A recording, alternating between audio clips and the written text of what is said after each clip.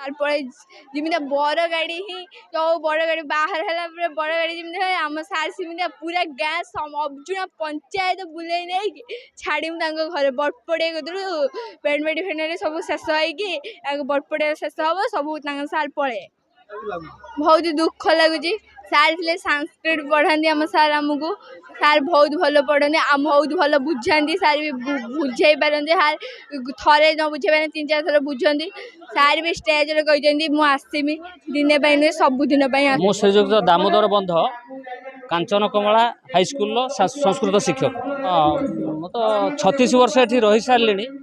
ଆଉ ପ୍ରଥମେ ଅବୈତନିକ ଭାବେ ଥିଲୁ ତାପରେ ଦରମା ପତ୍ର ଠିକ୍ ଭାବରେ ମିଳିଲା।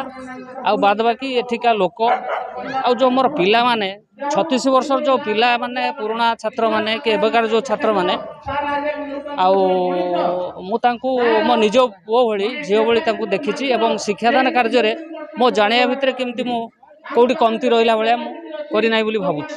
କଥା ମୁଁ କହିଦେଇ ସାରିଛି ମୋ ପିଲାମାନଙ୍କୁ।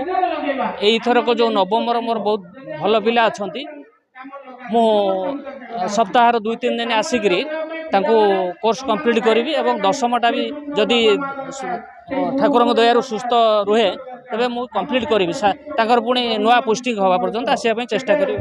ଆଳସିଣି ସବୁ ବୋହିକି ଆଣିକିରି ବାଁଶ ଆଣିକିରି ପୁତିକି ଆମେ ଏଠି ଘର ତିଆରି କରୁଛୁ କରିକିରି ପିଲାମାନଙ୍କୁ ବସେଇଛୁ। ସେଇଟା ତ ପୁରା ଏକଦମ ମାନେ ଗୋଟେ ସ୍ମରଣୀୟ ବୋଲି ମନେ କରୁଛି। ଆଉ ପିଲାମାନଙ୍କୁ କହିବି ଯେ ଶୃଙ୍ଖଳା ରକ୍ଷା କରିବେ, ବିନମ୍ର ଭାବ ପ୍ରଦର୍ଶନ କରିବେ, ସାନ ଭାଇ ଭଉଣୀମାନଙ୍କୁ ନିହାତି ଶ୍ରଦ୍ଧା ଦେବେ, ଗୁରୁଜନମାନଙ୍କୁ ଭକ୍ତି କରିବେ ଆଉ ପିତାମାତାଙ୍କୁ ଭକ୍ତି କରିବେ।